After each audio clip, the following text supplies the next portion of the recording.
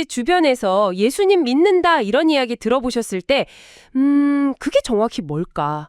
믿으면 정말 뭐가 달라지는 걸까? 하고 궁금했던 적 없으신가요? 네, 그런 생각들 많이 하시죠. 오늘 저희가 바로 그 이야기를 좀 해보려고 해요.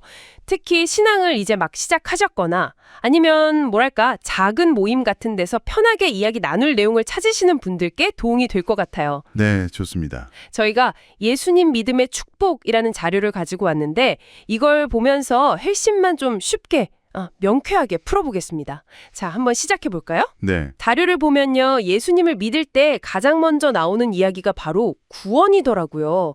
근데 이게 그냥 나 이제 교회 다녀 이런 거랑은 좀 다르다고 하던데요. 네, 맞아요. 훨씬 더 깊은 의미가 있죠. 요한복음 1장 12절 보니까 예수님을 영접하는 사람, 그러니까 그 이름을 믿는 사람에게는 하나님의 자녀가 되는 권세를 주신다. 와, 이건 신분이 바뀌는 거잖아요. 네, 정확합니다. 여기서 구원은요, 단순히 어려움에서 벗어난다 이런 차원을 넘어서요. 근본적으로 하나님과의 관계가 다시 좋아지는 것, 그리고 영원한 생명을 얻는 것을 뜻해요. 관계 회복이랑 영원한 생명. 네, 하나님이 우리를 정말 너무 사랑하셔서 아들 예수님을 보내셨잖아요. 그래서 누구든지 그분을 믿으면 멸망하지 않고 영원히 살게 된다는 약속. 이게 요한복음 3장 16절에 딱 나와 있죠. 네, 그렇죠. 유명한 구절이죠. 그리고 또 요한복음 5장 24절 같은 데 보면 영적인 죽음에서 생명으로 옮겨졌다. 이런 표현도 나오거든요. 그러니까 하나님과 단절되었던 상태에서 이제 생명의 관계로 들어가는 거예요. 와, 옮겨진다. 네, 사실 성경 전체가 어떻게 보면 예수님을 믿고 바로 이 생명을 얻게 하려고 쓰였다고도 할 수 있어요. 요한복음 20장 31절에도 그런 목적이 나와 있고요. 그렇군요. 그래서 로마서 10장 9절 말씀처럼 마음으로 예수님이 나의 주인이심을 믿고 또 입으로 그 부활을 시인하면 구원을 받는다는 그 확신을 가질 수 있는 거죠. 마음으로 믿고 입으로 고백하는 거군요. 네. 근데 여기서 많은 분들이 아마 왜 꼭 예수님이어야 해? 이런 질문을 하실 것 같아요. 저도 좀 궁금했고요. 네. 정말 중요한 질문이죠. 성경은 기본적으로 우리 인간 스스로의 힘이나 노력, 축한 일 같은 걸로는 하나님과의 깨어진 관계를 회복할 수가 없다고 봐요.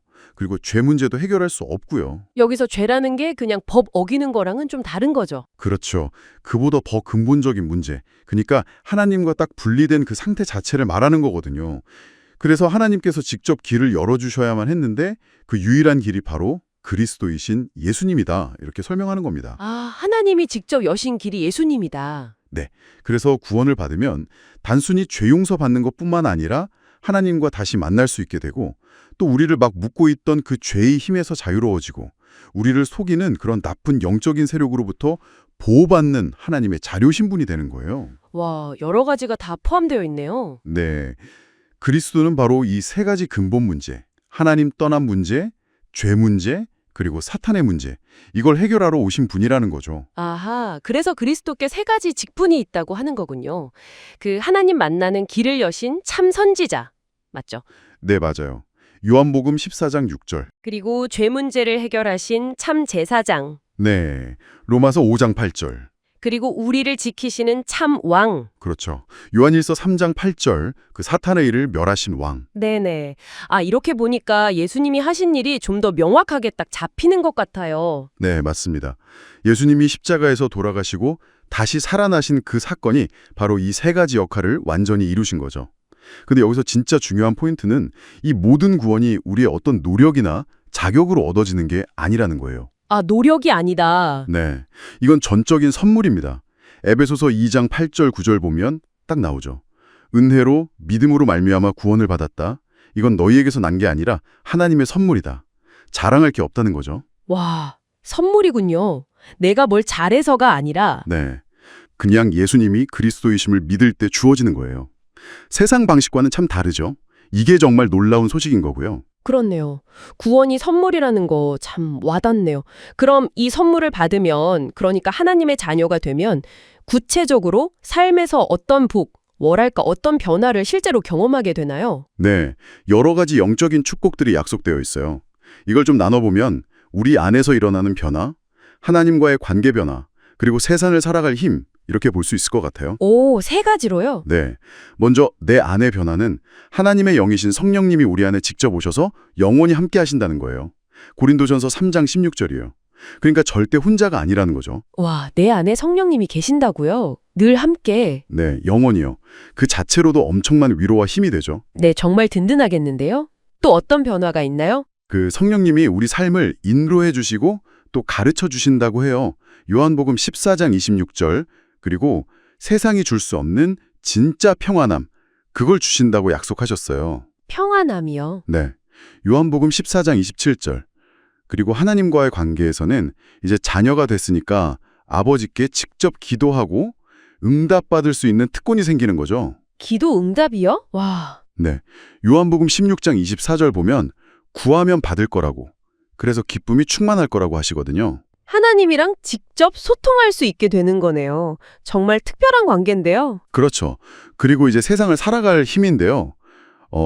우리를 넘어뜨리려고 하는 그런 악한 영적인 존재, 그러니까 사탄의 방해를 이길 수 있는 권세, 이것도 주세요. 영적인 힘이요. 네. 누가복음 10장 19절에 보면 뱀과 전갈을 밟고 원수의 모든 능력을 제어할 권능을 주셨다고 나와요. 영적인 권세죠. 그리고 또 우리가 이 땅에 발 딛고 살지만 우리의 진짜 시민권은 하늘에 있다는 거. 아, 하늘 시민권. 네, 빌립보서 3장 20절이죠. 그래서 이 땅의 어려움 속에서도 흔들리지 않고 소망을 가질 수 있는 이유가 되는 거고요. 와, 영적인 보호막이랑 소속감까지 대단한데요. 네. 그리고 마지막으로 이 엄청난 복음, 이 좋은 소식을 다른 사람들에게 전할 수 있는 증인의 사명도 함께 주어집니다. 사도행전 1장 8절 말씀처럼요. 네, 증인의 사명까지. 네. 중요한 건 이 모든 축복들이 이미 우리에게 주어졌다는 거예요. 미래의 일이 아니라, 그래서 이걸 믿음으로 알고 또 실제로 누리는 게 중요합니다. 네, 오늘 예수님을 믿는다는 게 어떤 의미인지, 그리고 믿을 때 주어지는 구원과 그 축복들. 와, 정말 많은 내용들을 짚어봤네요. 하나님과의 관계가 회복되는 것부터 시작해서 성령님이 내 안에 오시고 인도해 주시고, 기도응답에, 영적인 권세, 하늘 시민권까지. 이게 그냥 믿는다는 한마디에 이렇게 많은 의미와 변화가 담겨 있었군요. 네, 그렇죠. 아마 오늘 이 이야기들을 들으시면서 정말 나한테도 이런 일이 일어날 수 있을까? 또는 이게 지금 내가 겪고 있는 어려움이랑 무슨 상관이 있지?